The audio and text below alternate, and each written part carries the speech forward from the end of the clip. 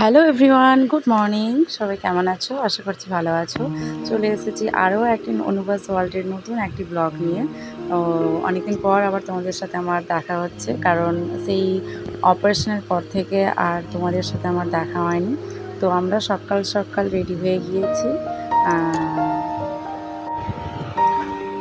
আর এদিকে অনুর পাপাও রেডি হচ্ছে। আর অনুকে আমি রেডি করিয়ে দিয়েছি, ও বাইরে ওর ঠাম্মির কাছে রয়েছে। তো সকাল সকাল রেডি হয়েছি, আমরা অ্যাকচুয়ালি বেরোবো, আমার বাবার বাড়ি যাব, কারণ ওখানে আজকে আমাদের একটু নিমন্ত্রণ রয়েছে। তো বাড়ি থেকে বেরিয়ে আমরা এখন রাস্তায় উঠে পড়েছি টোটো ধরবো বলে।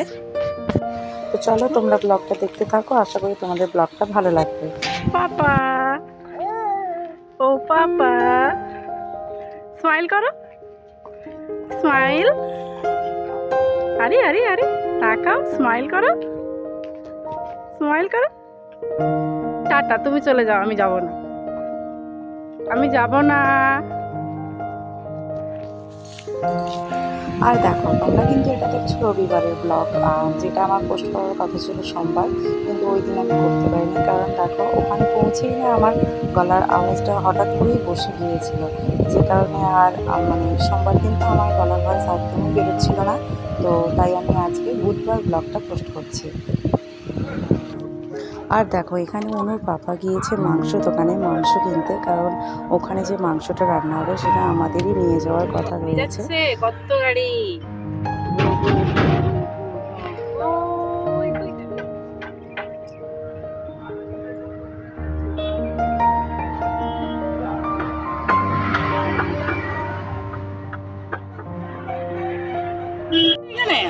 আলাদাভাবে বসবে? আচ্ছা বস।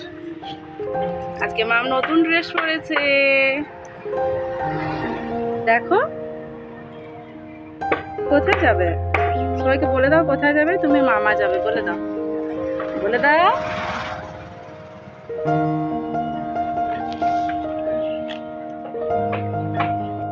আর অনু এইদিকে কি করছে দেখো, যেই দেখেছে সিটের কভারটা একটু ছেঁড়া রয়েছে, ও সেটাকে আরও ছেঁড়ার চেষ্টা করছে।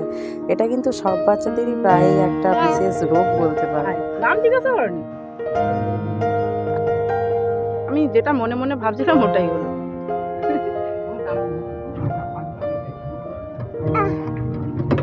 আরেকজন অতিষ্ঠ করে মারছে আমাকে, কি বলছে আমার টাকার ছেলে।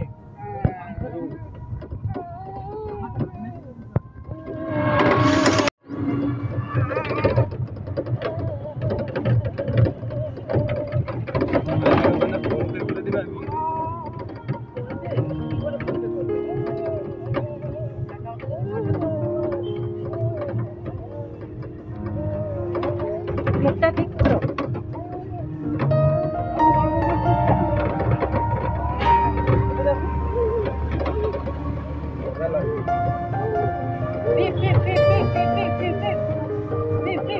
রাস্তা কি অবস্থা, একটু পরিষ্কার করতে গেছে।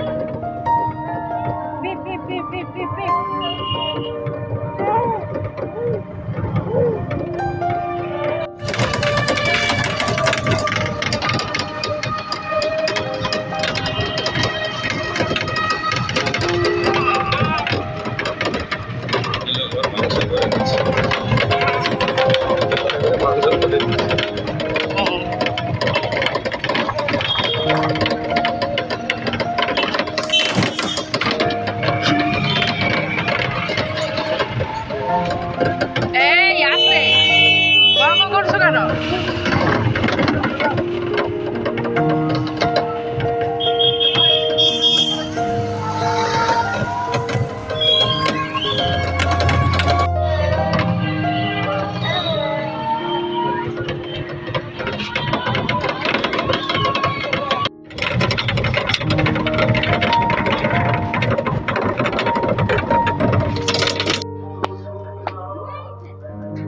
টোটো জার্কিং এ ঘুমিয়েছে।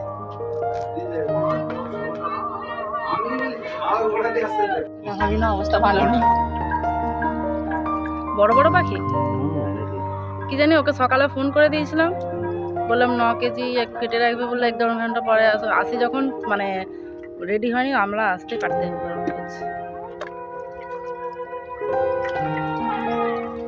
কত করে এগুলো? পারেদা ডান্স করো,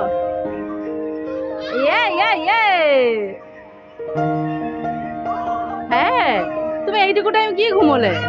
হ্যাঁ এইটুকু টাইম কি ঘুমোলে বলো আমাকে, কি ঘুমোলে এইটুকু টাইম? আর একটু তো ঘুমোতে পারতে।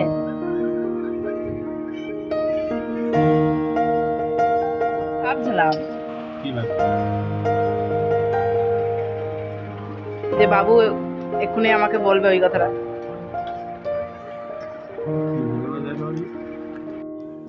ওইদিকে মামা বাড়িতে তো জোর কদমে রান্না বান্না চলছে, আর এদিকে মা আমাদেরকে খেতে দিয়েছে ঘুগনি মুড়ি আর ডিমের পোচ। যাই বলো না কেন, ছোটোবেলা থেকেই কিন্তু বরাবরই ঘুগনি মুড়ি আমার খুবই প্রিয়। ডিমের পোচ আগে খুব একটা পছন্দ করতাম না, কিন্তু এখন ডিমের পোচটা পেলে যেন ঘুগনি মুড়ি খাওয়াটা সম্পূর্ণ হয় বলে মনে হয়।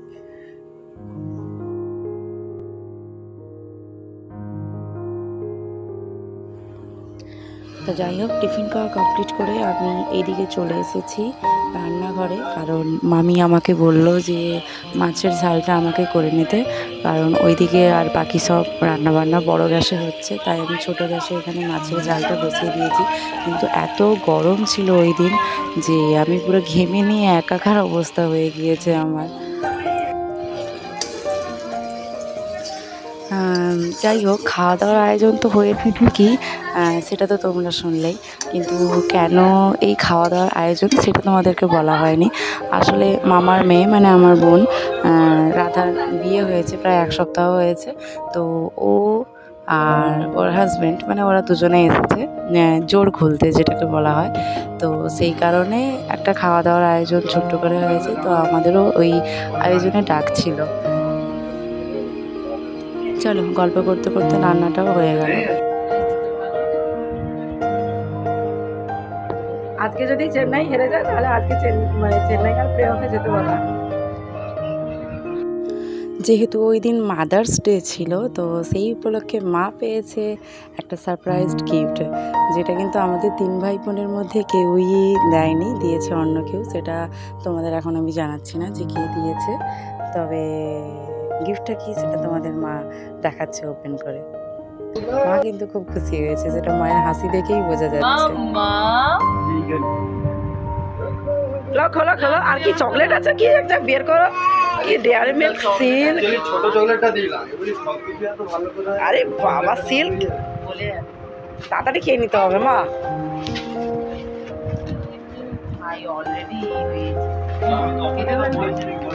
এই কেটে ফেলতে হবে। আচ্ছা হোক।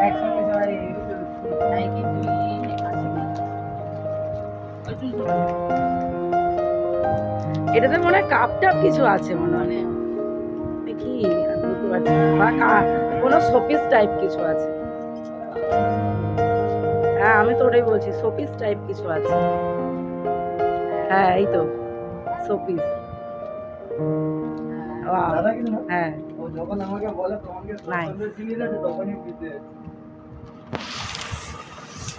দিদুন তুমি পাশে ধরো, এইরকমই ধরো।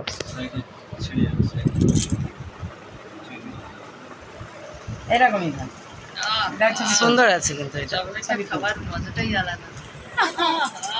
এটা গোলাপ।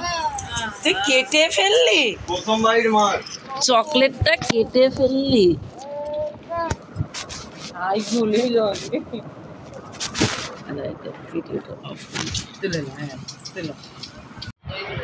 কতটা